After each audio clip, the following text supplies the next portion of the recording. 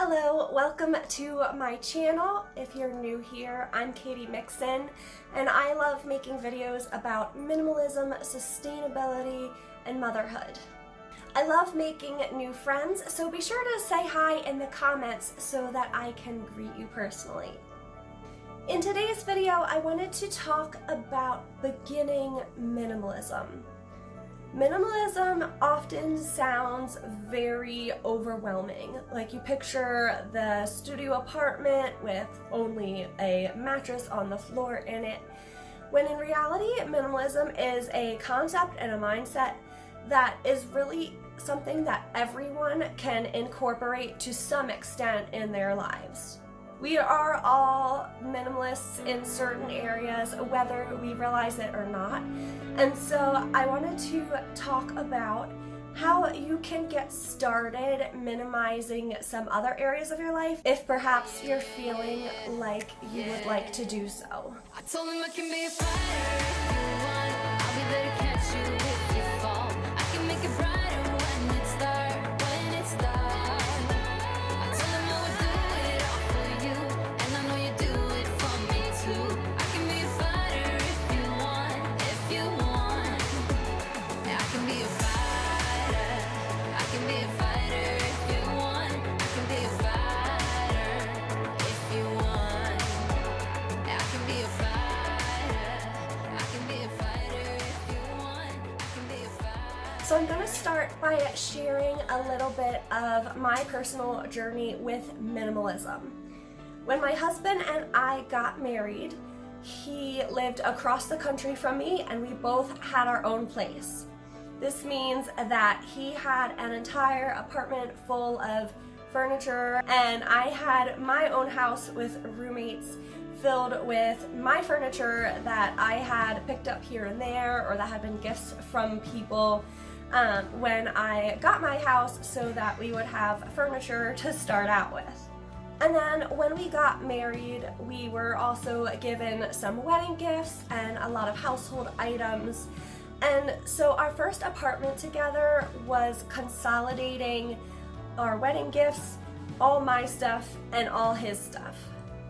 It involved him moving across the country, and neither of us really had taken full inventory of the things that we had or that each other had.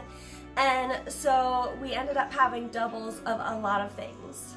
I'm sure this is something that a lot of couples can relate to, or even roommates perhaps, where you don't realize that maybe the other person is bringing a vacuum and so you didn't need to go out and buy a vacuum. So there we were, newly married in a small apartment with 2+ apartments worth of things. And so we ended up getting a storage unit just because in all the craziness with getting married and him moving across the country and I was graduating school, we didn't have time to really go through all of our stuff very well because we were just so busy right away. So we ended up putting everything that we didn't foresee needing immediately into that storage unit and only kept the stuff in our apartment that we were going to be using in the near future. Flash forward to 8 months later when we moved out of that apartment and I was loading everything up and we were packing. Actually, the day of the move, my husband had to be at work and so I was finishing up just the last couple things around the apartment, and it ended up being more than either of us had anticipated, and so I couldn't actually fit everything into my car, and I had to quickly, right away, make a flash decision about what to minimize and what to keep. So I ended up taking some things over to the dumpster and only keeping what I could actually fit in my car.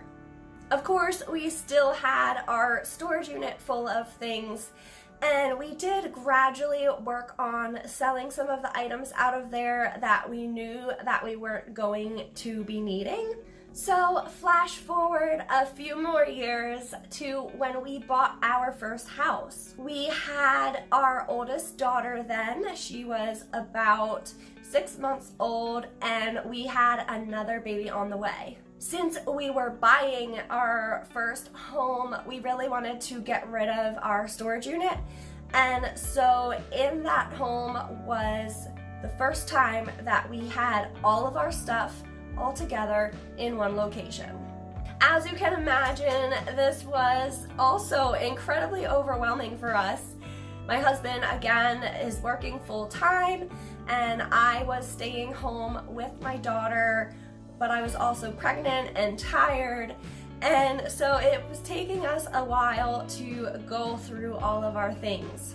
I felt very overwhelmed and discouraged because I felt like I couldn't stay on top of things, and I wanted to live in a clean and organized home, but I felt like no matter what I did, it just never really looked or felt organized. I specifically remember in our bedroom, we had this one white corner shelf, and I'll insert some footage in here as well to show sort of what I'm referring to. This is a video of my daughter learning to walk, but you can see that white shelf with photo albums on it, and that just sticks in my head, that one shelf, because it was so frustrating to me because it was in our bedroom, which is supposed to be a relaxing place, and yet it never looked nice. It always looked cluttered, and I couldn't figure out what to do with the stuff on this shelf. I just remember things were constantly falling off it, and it just had piles of clutter all over it. After the birth of my second baby, I struggled with some postpartum depression, and so I really wanted to simplify my life a little bit so that I could eliminate any extra stress. I didn't really know how to go about this, but I knew that I wasn't really taking very good care of myself. I was adjusting to life as a mom of two, so I started looking into some self-care, and from there discovered Hygge and was reading a lot of books about that, and really enjoying and embracing the concept of slowing down and living more simply. From there, I discovered Joshua Becker's book, and reading that was a complete mind-blowing few days for me. It really opened my eyes to a new and different way of life. Growing up, we had lived in the mindset of accept any free things that someone might be offering you and hold on to things just in case you need them down the road. I feel like it's a generational thing, like left over from the Great Depression, where people had to hold on to things because they truly would need to have them in the future and might not be able to get them. And since that's like our grandparents' generation, then I feel like that their kids were raised with that mentality, and so it's a whole generation of people who were raised thinking that way, and so it's a lot harder to let go of that when you've lived in that your whole life. So reading Joshua Becker's book really changed my perspective about the stuff that we have, and I remember looking at that frustrating white corner shelf and just thinking, what would life be like if I just got rid of the entire thing? This, of course, was very unusual for me. I liked to hold on to things, and I remember one of the things on that shelf was actually a gift.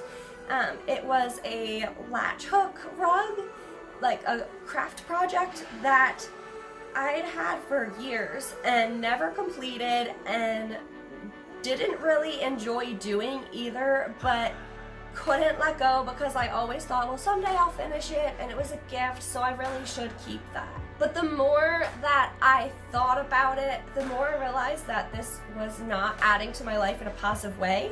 It had just been overwhelming and frustrating me for so long. And I did keep the photo albums off of that bottom shelf that you saw because those are our family photo albums. However, I completely just got rid of everything else on that shelf and I moved the shelf to a different location out of our bedroom.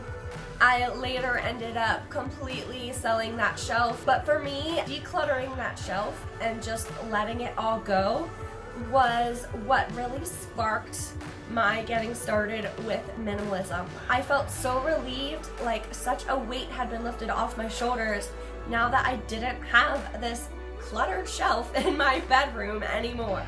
After that, I really started evaluating and changing my mindset about the possessions that we owned and had in our home.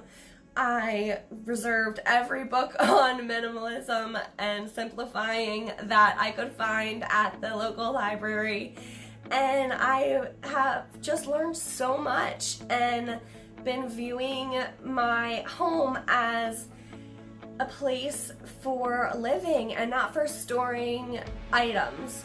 So I'll look at any given room in my house and think, what in this room do I absolutely love and use and want to keep in here that is serving me in my life well, and what is superfluous?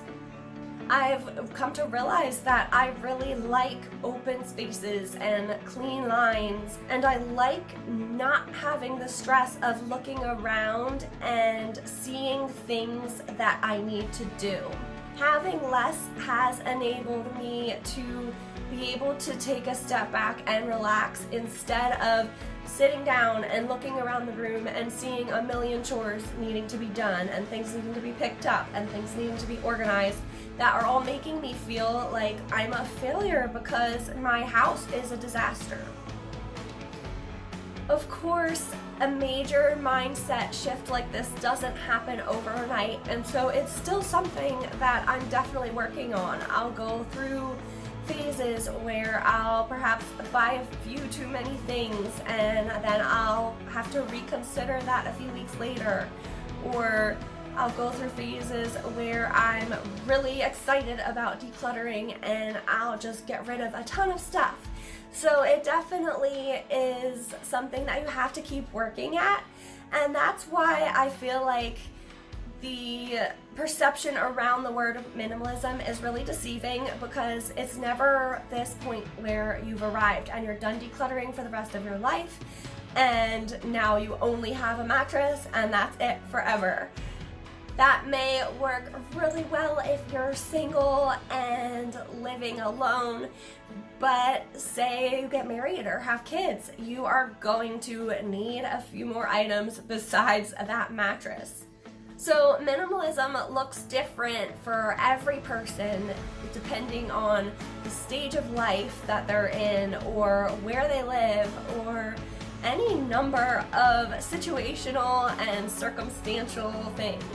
So if you are feeling like you would like to declutter and become more minimal in your mindset and your lifestyle, please don't feel like you have to be this one-size-fits-all type of minimalism and fit into this box or this mold of perfect minimalist.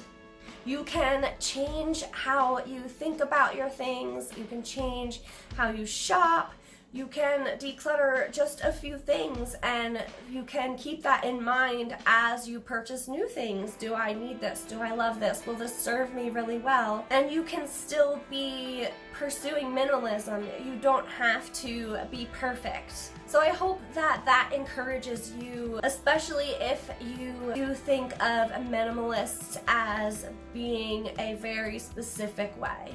You can love color and be a minimalist. Not everything has to be black and white. And you can basically do it however works well for you and for your family's needs. So a few tips that I have for you as you are just beginning to minimize and wanting to live a more minimalist lifestyle. So I have a few tips for you as you are just beginning to minimize or wanting to live a more minimalist lifestyle. And the first one kind of pulls off what I just said, and that's to not compare yourself and your journey to others. It's gonna look different for everyone, and there's no right or wrong way to do it.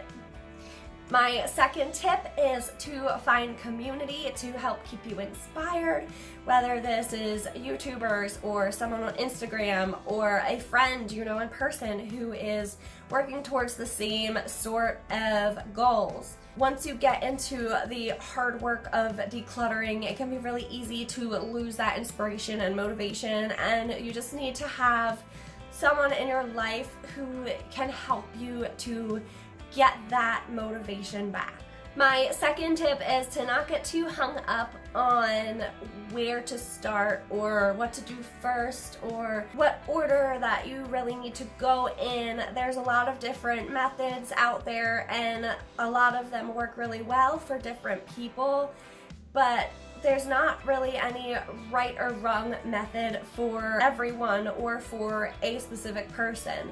So start where you want to start and just get started, because that will help you to stay on a roll like me with my white shelf. Once I did that, I was so amazed at how much better I felt that really encouraged me to keep going with other areas of my home. My fourth tip is that if there are items that are really hard for you to consider decluttering or letting go of, just put those to the side and wait. Sometimes it takes our hearts a little bit longer to let go of certain things, especially if they have a lot of sentimental value to us. And some of those things, if they do provide that value, you don't need to get rid of at all.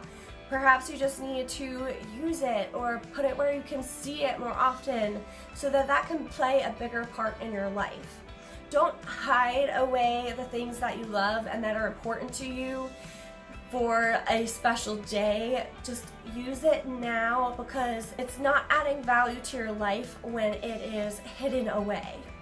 I've definitely found for me personally that there will be items that I will think, I can't let this go, it's too important. But after a few weeks of sitting with it, I'll realize that just that occurring to me, the idea of potentially decluttering it and me saying no, has freed that up in my mind to be more open to the idea and to kind of come around and realize that I don't even like this item this much, and why am I holding on to this sentimental attachment to something that I really don't even care about? And then of course there's other items that I do continue to hold on to. However, some things that are really sentimental to us, it's because of a stage in our life that maybe we aren't ready to let go of, and as we come around to that, it's a little bit easier to let go.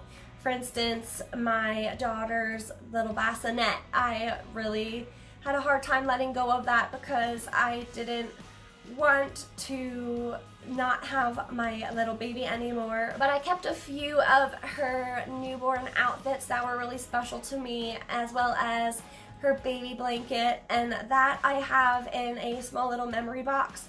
And so I am able to hold on to those things that are really special, but some of the baby gear that isn't really like a sentimental item but still has that emotional attachment to it of, oh, this was my baby's, like those I was able to eventually sell and pass on to others who could actually use it and needed it.